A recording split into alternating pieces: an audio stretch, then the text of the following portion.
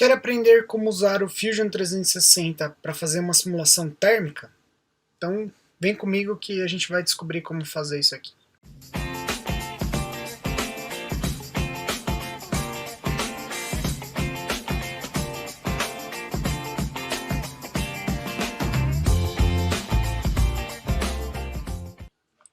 Olá pessoal, aqui quem fala é Guilherme do canal Materiais 101 e hoje a gente vai fazer a simulação térmica usando o Fusion 360. Tá?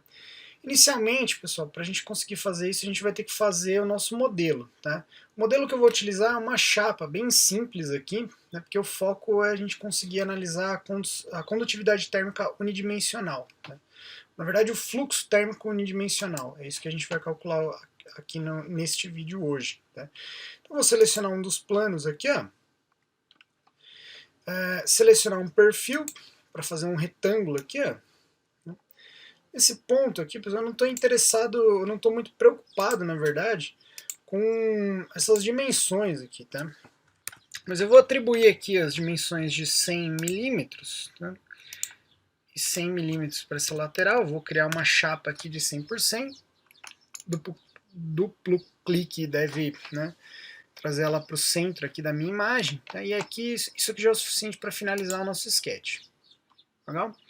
Feito isso, pessoal, vou colocar na vista de perspectiva aqui para facilitar. Eu vou usar a ferramenta de extrude, tá? De extrusão aqui, para extrudar 10 milímetros aqui nessa chapa. Então eu estou fazendo uma chapa com espessura de 10 milímetros, conforme o enunciado, né, do vídeo anterior. Tá? Feito isso, pessoal, o nosso modelo aqui está pronto, né? A nossa peça para simulação está pronta. O que a gente precisa fazer é vir em Design, tá?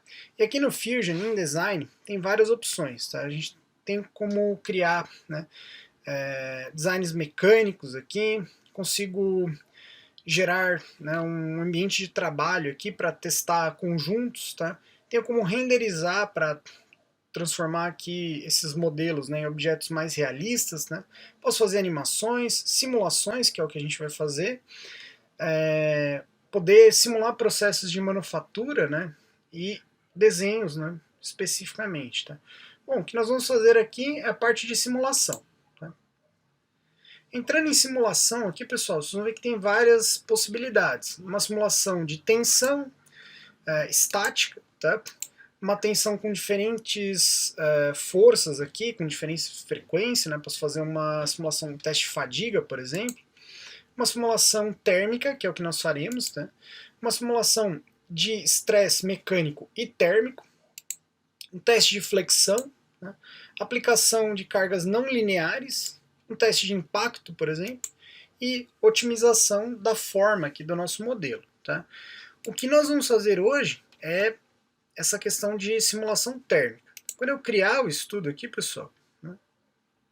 Criar o estudo propriamente aqui, vocês vão ver que eu vindo aqui em materiais, que é a primeira etapa que a gente deve utilizar para a nossa simulação aqui, nessa interface aqui de materiais, eu tenho em Study Materials, né, eu tenho uma ampla possibilidade aqui de seleção de materiais. Tá? O que eu vou selecionar aqui, pessoal, é o copper aqui, né, puro. Tá? Se vocês clicarem aqui em Properties, né, em propriedades, né, vocês vão ver que ele apresenta a densidade, o módulo de elasticidade, o coeficiente de Poisson, a tensão de escoamento, a tensão máxima, a condutividade térmica, o coeficiente de expansão térmico e o calor específico. Pegando aqui pela condutividade térmica, né, de 0,401 watt por milímetro por Celsius, né, fazendo a conversão a gente tem o que a gente utilizou no exercício de maneira analítica, né, 401 watts por metro por Kelvin. Tá? Então vou selecionar, reparem que ele muda aqui a característica da nossa chapa. Tá? Depois do material aqui, pessoal, o que a gente tem que fazer é selecionar a carga térmica. Tá? Eu vou clicar numa das faces aqui, ó, e selecionar 25 graus Celsius, tá? Conforme o que a gente tinha no nosso enunciado. Tá? Vou mudar a vista aqui, ó, para que a gente possa selecionar essa outra carga aqui, né, essa outra face, desculpa, e aplicar a outra carga aqui de 100 graus Celsius. Eu posso digitar ali ou direto nessa caixa de temperatura aqui, tá bom? Em carga térmica, pessoal, eu estou utilizando aqui para o nosso estudo temperatura aplicada, mas a gente poderia utilizar a fonte de calor, radiação, convecção ou calor interno. O software aqui também tem uma opção de selecionar todos os corpos, se a gente estiver fazendo uma análise de condutividade num conjunto, tá? Ou selecionar todas as faces, tudo bem? A gente não vai usar esses recursos, mas eu acho que é interessante vocês saberem que existe, tá? Então, cancelando aqui, né, eu não vou mudar nada, né, já selecionei o que eu precisava. A próxima opção é contatos, tá? Isso aqui é utilizado se eu estou tratando de um conjunto. Como a gente está falando de um objeto sólido único aqui, eu não preciso efetivamente selecionar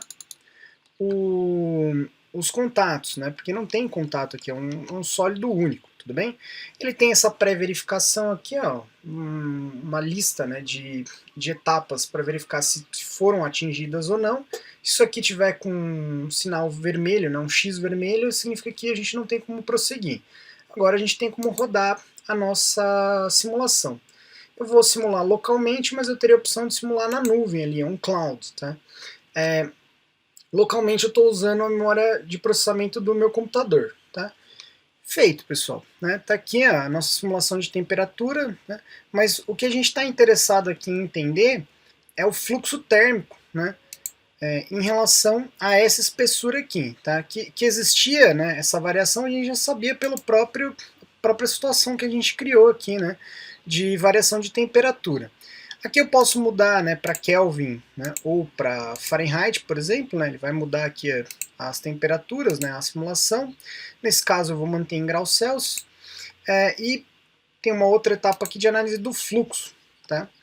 Aqui, pessoal, vocês vão ver que o valor para o fluxo aqui, ó, está em 3,008 watt por milímetro quadrado. Né?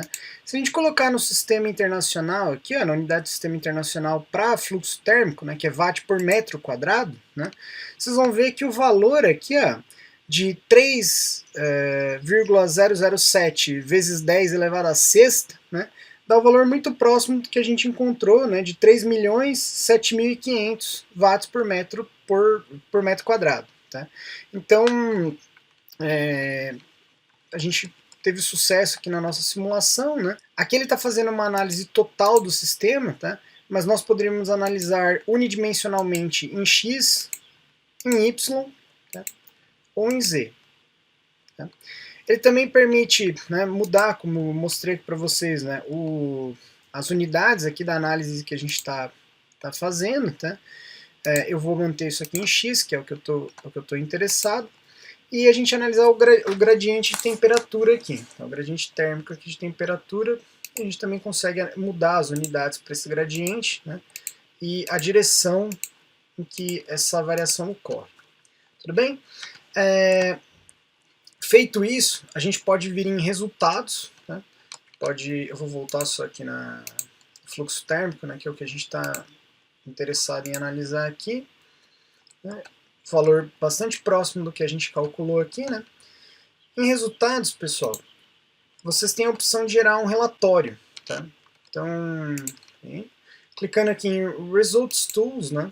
E tem a opção de Report, tá? Então, a gente vai clicar para gerar um relatório. Vocês têm como salvar esse relatório, né? Ele vai gerar um arquivo PDF ou fazer um preview na internet. Então, ele abre uma página aqui, ó, onde a gente consegue, né, o Study Report, né, a gente poderia colocar, né, dar um nome para isso daqui, né, então o autor, tem as informações, né, tem a malha, né, do que a gente está analisando, detalhes da malha, que depois a gente pode refinar, depois eu pretendo fazer um vídeo só sobre essa questão de refinamento, tá, para explicar um pouquinho melhor, né, os nós, os elementos da malha, tá, como que a gente analisa isso daqui, as temperaturas aplicadas, né, na face 1, né, temperatura 1, temperatura 2, né, ele mostra em que face que é a que a gente está aplicando, né, e os resultados. Ele sumariza esses resultados, apresenta alguns gráficos aqui, né, uma imagem aqui, e aqui a gente pode observar, né, o nosso fluxo térmico, né, para esses resultados específicos. Tá? Aqui, novamente, ele trouxe em watt por milímetro quadrado. Tá? Se a gente colocar no site, no software ali, né, a gente tem a opção de identificar que ele está, quando a gente traz a unidade do Sistema Internacional de Unidades, né, watt por metro quadrado, ele está bem próximo aí do que a gente tinha calculado, tá bom? Pessoal, se tiverem dúvidas, escrevam nos comentários, tá? Me digam se gostaram desse tipo de vídeo, eu vou tentar trazer mais conteúdo em relação a isso, e muito obrigado.